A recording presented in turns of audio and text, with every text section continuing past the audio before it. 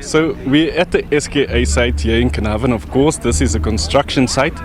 4 of the additional dishes that will start the construction of the SKA mid already up on its pedestals. But at the same time, today we had a G20 ministerial meeting. Of course, our Minister Bladen Zamande not being able to do the keynote speak, but in his stead, of course, the DG of the Department of Science and Technology, Mlingisi Cele, with us now. Firstly, DG, according to the commitments from the group of 20 science ministers, we had that in Pretoria a couple of days ago. Are we happy as South Africa by those commitments that were made? No, thank you very much. Let me greet you and your viewers. Of course, as South Africa, we're pleased about the progress that we have made. It's a huge progress. There are 10 key concrete deliverables that, if implemented successfully, will have a lasting effect. Just to give you one example, we are going to be developing a pan-African genome strategy, because right now, there is a challenge around genetics, the data. Particularly, it's not easy to detect, darker skin women.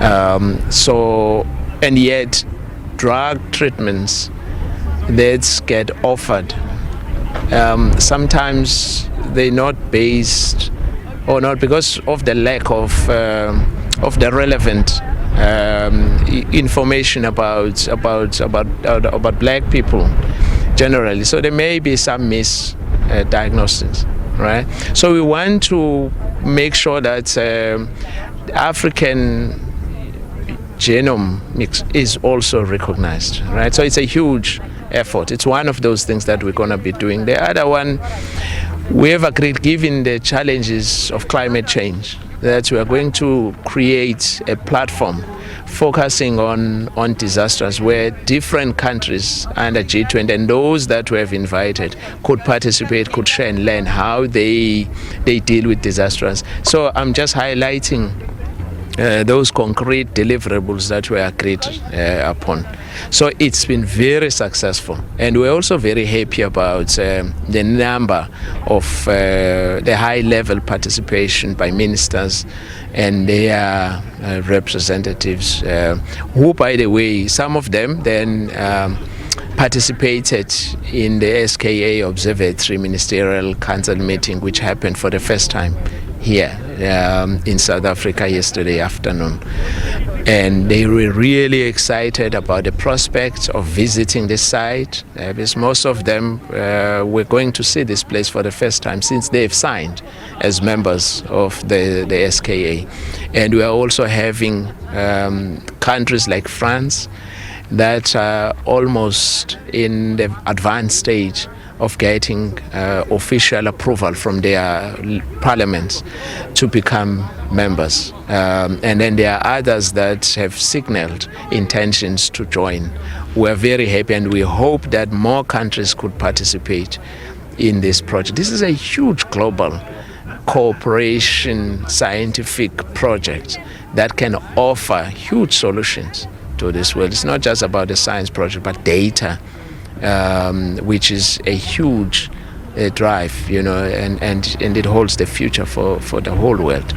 DG, so you've mentioned some of it, but South Africa specifically, where is science and the Department of Science and Innovation pushing our young, brilliant minds to in the next 5 years, in the next 10 years? We know AI is big, but the next big thing is coming. Well, firstly, let's appreciate progress that South Africa is making in terms of developing young talent. And this morning, I'm sure you would have seen some young stars from nearby schools. A few of them were telling me that they've just returned from international competitions. They're in grade 9, 10, and 11. They've participated in different world competitions on science, and they were showing me their projects, robotics and so forth. They're doing excellent. And in fact, this project here in the Northern Cape has assisted a number of schools which without any doubt that if this project wasn't here, a lot of those youngsters would not have had the opportunity to learn and acquire science and engineering skills. Secondly, some of them have now gone on to do PhDs, like Isaac, who shared his story this morning, who has been funded by this project since undergraduate, and next month is submitting his PhD, as he has told me. So nationally, of course, as a country, we would like to see more young people opting to do maths and science. We understand the challenges at the schooling level. Basic education is doing something. We are supporting them through various initiatives. We really want to see most of our youngsters excelling.